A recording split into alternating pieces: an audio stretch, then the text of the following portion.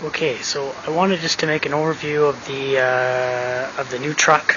I haven't really posted on the blog here that much, but it's been a while. So I ended up getting rid of or converting another Chevy. Still TBI. I think it has a 305 in it, but that will be changing shortly. So I kind of upgraded the gasifier stuff a bit.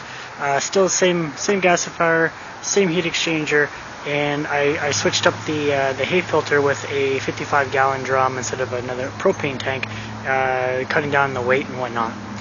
And then the main difference with this one is that the condensate tank is actually directly underneath the hay filter, and it is right here.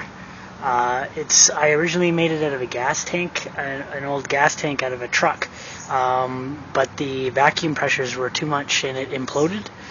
So I just fitted this new one in, and it's actually half of a 100-pound propane tank cut in half with a half-inch plate welded on the top, so I can work my junctions.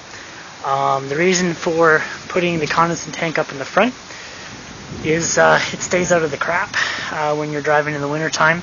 Also, it's part of it is next to the actual gasifier housing, which will radiate a bit of heat, keep that warm, and you can mount it up higher in the bed, which is helpful. Also, it being directly over the hay filter, you have no lines that can get plugged up. Essentially, that's a 4-inch pipe that connect the hay filter to the condensate tank, and it's directly above, so I'm not going to have any freezing issues with piping. I never had freezing issues with after the hay filter, but definitely when I had the condensate tank in the back, the pipes that went from the condensate tank up to the hay filter, I did have freezing issues in those, and they were very, well, it basically shut me down last winter. So I'm hoping that with that, the way it is, that should work for winter use. Also, I took, kind of stole this idea from Terry L there. Originally, I didn't have this pipe, or I guess box tube here through the tank, but he had actually put one in the middle of his tank. And what the purpose of that is so you can throw maybe one of those Tiger torches or somehow pump some heat through that, and it's open-ended, so you can't see any light, but it actually goes straight through, and it goes straight through the tank. And so you can actually put heat kind of in the center of the tank instead of trying to heat the bottom. You can still, those heater pads for engine blocks and stuff would work really nice if you just put it on the bottom as well. But it's always nice to have different options of trying to heat that tank up if you end up freezing it. You kind of want to put this tank on a bit of a slope, obviously.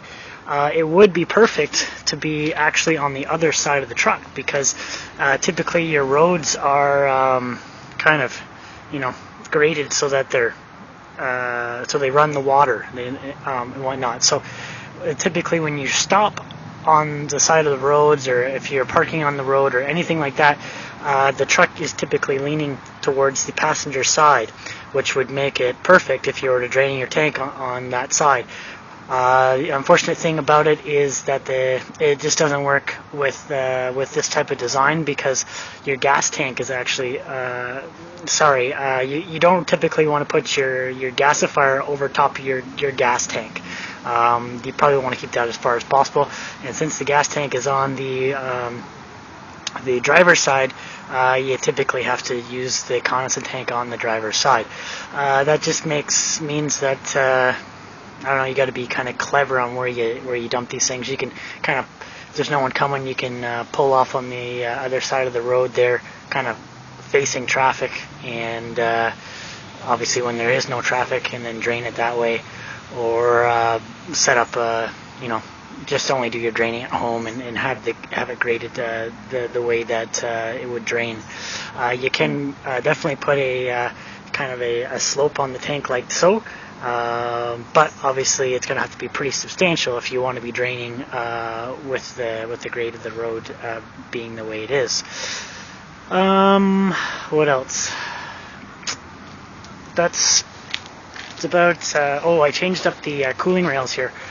So the way that I did it so that I could have the condensate tank in the front was essentially the same kind of cooling rails.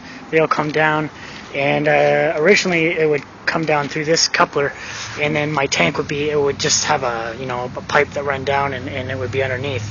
Well, I had to bring it back up somehow, so I ended up welding this 3x3 into another 3x3 piece of box channel, and then it runs up and connects into here, and then there's another pipe, 3-inch pipe that comes in, and there's actually a junction which I won't be able to get a view at. Well, you can see a little bit there, a junction here which just kind of comes in, and then I have a flange that I just kind of I have self-tapping screws that screw into the with the gasket into the top of the condensate tank, and that's how that works. So I just had to take it apart when I just put this new condensate tank in. Don't think I'm going to have any imploding accidents with that one, since just due to the curvature of the propane tank, and it's also a little bit heavier too. So it all looks nice, painted all nice, looks good. And as for engine wise, this is the setup I have. So I got two 2-inch pipes coming up, reduced into a 3-inch here, and then comes up through this elbow into a Y. My air intake with a throttle body, another throttle body to shut off wood gas completely, and then it comes into my mixing bowl, and it's throttle by injection, so I just use the gas pedal to regulate the RPMs of the engine. This is a bypass valve if I want to just strictly drive on gasoline, or if I want to vent the gas if I'm pushing gas up to start the motor on wood gas. Haven't been able to do that yet, but that's eventually what will happen. Just another update here is I just took the old engine out of that red truck, 350 small block Chevy. Took it to the main machine shop. They're doing a bit of work on it and getting it ready to do a rebuild here. So I'm using the stock pistons, the stock block, and just buying new bearings, new rings. And I got that, as you'll see in the post above, I got those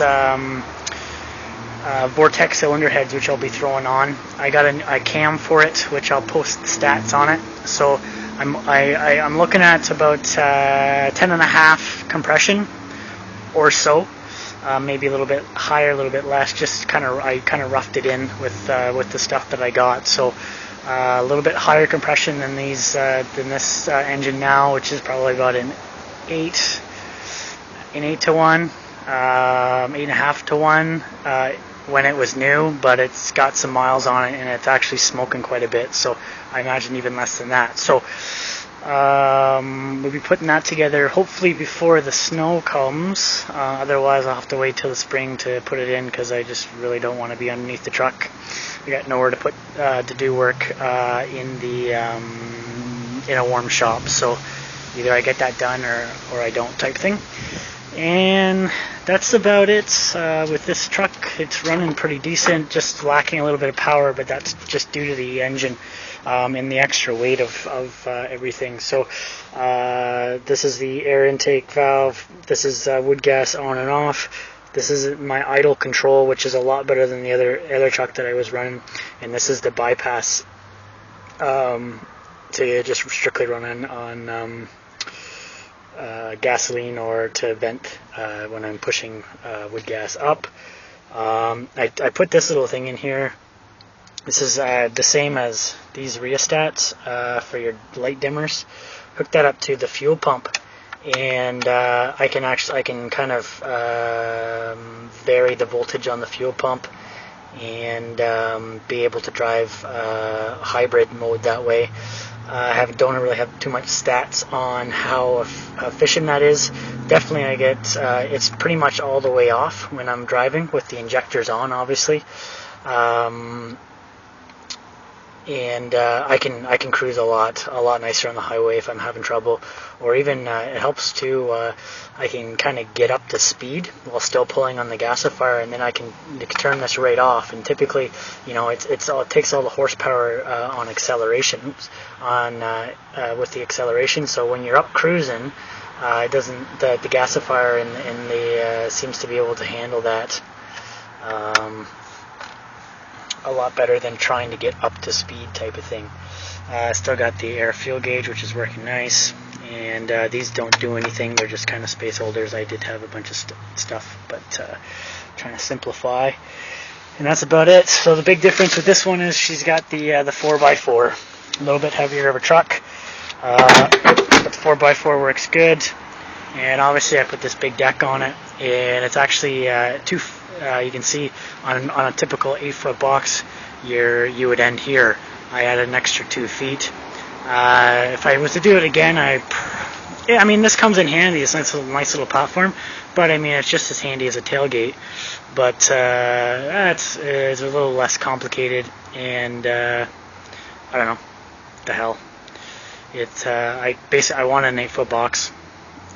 For putting 4-wheelers and different stuff like that, hauling different plywood and different building materials. It's a lot nicer to have an 8-foot box than a